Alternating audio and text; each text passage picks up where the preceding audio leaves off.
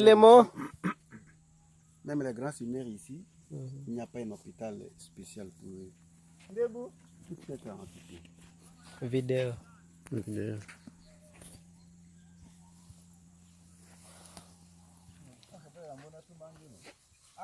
Papa honorable, Loba.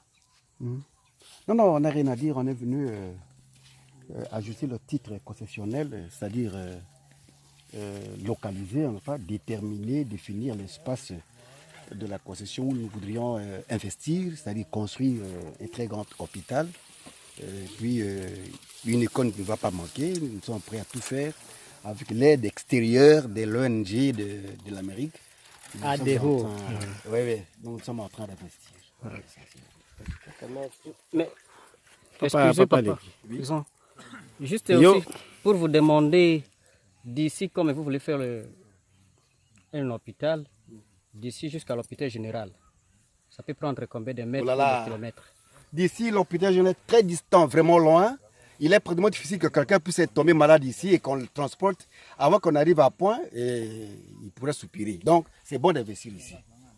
Et ici, dans ce village ici, il n'y a pas une boîte de secours ou bien dispensaire. Oui, les boîtes de secours ne manquent pas. Mais là, c'est privé. C'est privé et puis la carence des médicaments pourra faire que les patients puissent mourir et à coup sûr. Donc, il faudra que l'on puisse investir, construire un très grand hôpital où même les médecins étrangers pourront venir faire les affaires opérationnelles ici. Voilà l'essentiel. Mais il y en a qui disent que ici nous sommes dans un coin dont les gens ne peuvent pas venir tout le temps. Mais qu'est-ce que je vois là-bas? Là-bas, je vois quelques maisons. Ici, on n'est pas dans un coin. À côté, à 0 km ici, plutôt à 2 hectares ici, il y a un grand séminaire qui n'a pas de dispensaire spécial. Donc, nous sommes en train de vivre dans un milieu tout à fait lucratif, très bien. Il y a des frères là et des sœurs, je crois. Cela n'est pas mon problème. Le problème, c'est de savoir qu'il y a un grand séminaire ici. S'il y a, quant à avoir des sœurs et frères, n'est pas mon affaire. Nous avons aussi des laïcs quelque part ici. Je vois Oui, il y un a petit une grande village. école primaire, hein, et beaucoup de gens, une entité pleine de population, une grande agglomération qui n'a pas un dispensaire spécial. Voilà pourquoi nous sommes en train d'investir ici, pour sauver les vies humaines dans le cadre purement humanitaire. Ok, merci, c'est ça mon souci. Papa honorable, namoni yo awa na isengo utelemi okoki oyebisa ngai oyaki na isengo wana ya nini?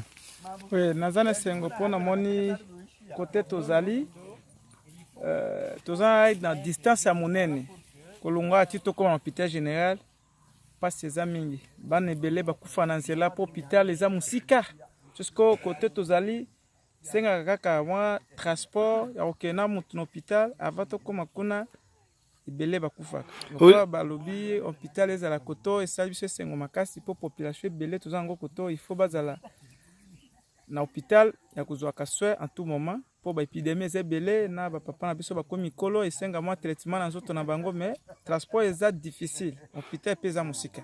Ok. Kulongwa awa na loja distance eza ya combien de kilomètres? Bon, à peu près 10 km, à peu près 10 km pour atteindre là où il y a un hôpital général. Donc kulongwa awa kukende bamboka msusu mboka nini eza liboso? Po mboka eza liboso eza Lokombo, village ya Lokombo. Donc bato baza ebele. Bato ebele. Donc banda Lokombo ti kuna ti ba 60 km ezosenga to eza na limite ya biso na territoire mosusu. Toza na bahôpital ya bien bahôpitaux esusu ya malamu te esengaka hôpital moko ezala ya bien comme ça mpona kosunga population na biso na bapasi toza na yango na nzoto. En tout cas, merci vraiment. Okay, merci. Ndeko namoni otelemi wana yo oza mwana mboka? Oza na esengo? Oza na esengo nini? Esengo mpona bapiki na biso opiki na biso awa na chapembe po bato bakufa na nzela po transport ezomakila biso. Ok. Ça va tolingi. Merci. Papa Benjamin, namoni yo. I speak English. Me I'm say now. How are you? I'm good. Now I'm see you are here and our wife. What's happening? We just come to build a hospital Yes. for people because we are human assistance. Yes. And as we know in our country, and probably here in Loja, there is not a modern hospital. Yes. That's why we are trying to see if we can assist our people with better health. As we really know that everybody has a right to achieve better health and assistance. That's why we come for assisting our people so everybody can get treatment easily and cheaper and modern, like mostly in surgery, which we call here operation, and specific medication. That is our object. Okay. Father, tell me, this project, you go to take the how long the time just to finishing this project? I can't really say about the time, but I think by August, Yes. we can start trying to put the first foundation. Yes. That is our premium time to put the foundation to start to build here. Yes. So and then it's going to depend on our technician who can have a frame date Yes. on how long it can be taken. But we have all funds, all the money provided already for this project. So it's going to depend with our engineer who's going to be the hospital. That's it. Now, you just this project, you go to take the how many man just to finish this project? Probably I think by 30,000 to 50,000 budget, which we just put down and try to see. But it may go more than $100,000 for the project. Yeah. This project, you go to start the where? I think we are trying to install this project here in Loja. And as we dealt with the local villages and chief, Yes. so we just buy this land to make it a place for us to build a project Yes. or the hospital.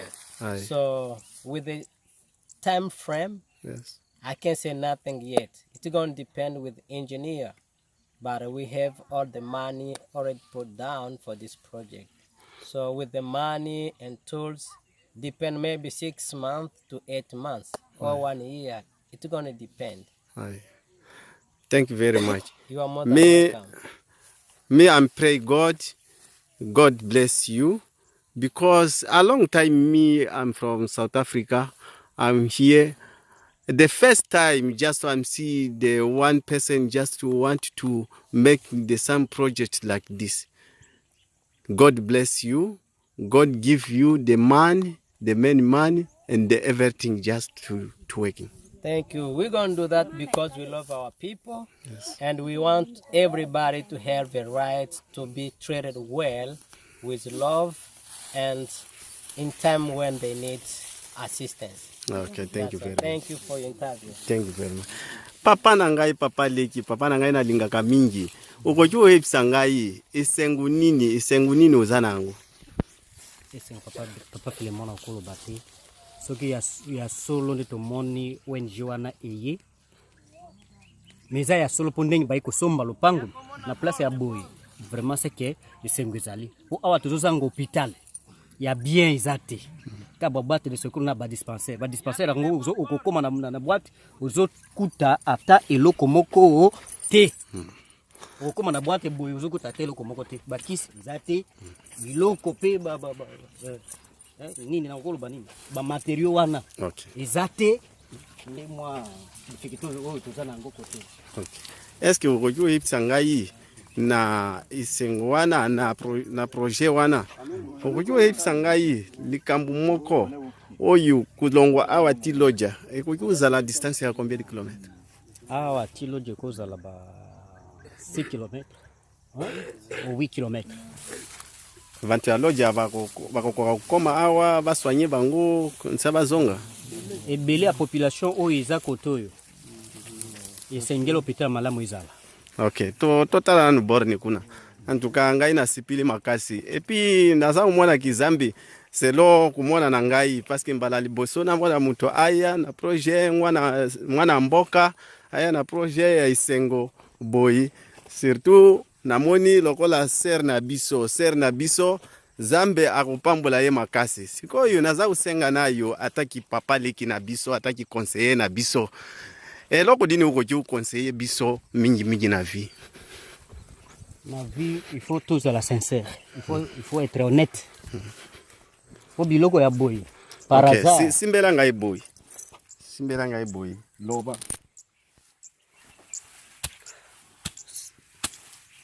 Ah, elingi koloba nini? Borne. Wana tokozalaka bato ya cadastre baya ko borne yango. Papa Benjamin. Papa. Epo ebongo yo. Misalo ekobanda ndenge nini ekobanda mbula nini? Pona kotonga bandako ya hôpital ngo po isengwele kimingi. Yo kosilikate ba mituna na ngawana. Po toza ne sengo mingi, toza ngo hôpital ekoto. Mais oui, kosala biso moi quelque chose moko vraiment ineffaçable. Mwaye to bosa nango ezate. Toza na espoir mbula nini to sans année. De toute façon, pona mbula ezalika kambula oyo ya 2018. Pe na sanza ya na 8e mois nde tokobanda misala yango ya côté ya première pierre ya fondation ya hôpital. Ambo. Excusez maman secrétaire. Pona yo. Omoni ndenge nini? Po oza sankuruaze. Omoni ndenge nini awa? Ezo pesa yisongo te ou bien isengezali? Non, esengeza makasi na sens ni. C'est pas donné à tout le monde. Omona balobaka mundela bosana kepa na bango te. Mutako kenda tandenga kenda wana 20 ans d'absence en Afrique. Mais Lelo a songé que non, j'ai mes frères et sœurs. Oh, bah, ça souffrir. Mais aïe pour qu'il y ait bandini ni akosunga biso. L'assistance au développement humanitaire. Attaque sa courroise. Tokanisi tozana moins espoir moko et pas non na chauffage. Pour expliquer ba mindele, ba financer hôpital pour to moni passe vraiment to sepi nek to mona présence na yo ah. To moni passe pour l'hôpital. Pour que l'hôpital a bien 8 km. Un hôpital général.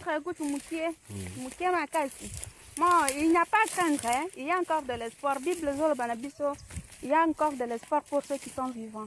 Tant qu'on est vivant, on est toujours dans l'espoir. Et tout ça, na continue que ba partenaire na biso ba recevoir biso te ba ko assister biso du début jusqu'à la fin. Non, c'est comme ça. Bon, exact que pour na sentiment na non. Ndenge oza sa courroise boyende ozoloba boye. Mais ezaka ka ndenge bosalaki na Bukavu, na Kisangani na Goma, nde na Kinshasa aussi nazoyoka ba forage pezali ya mai. Est-ce que ya solo bien bozoko sa biso? Eza solo parce que biso moto zalaki wana, biso moto financier, to sape na ba photo. Suite aussi si awana to zongi Kinshasa pour l'inauguration. Donc tout est bien. Ok, merci. Vraiment, non, c'est pile. Merci.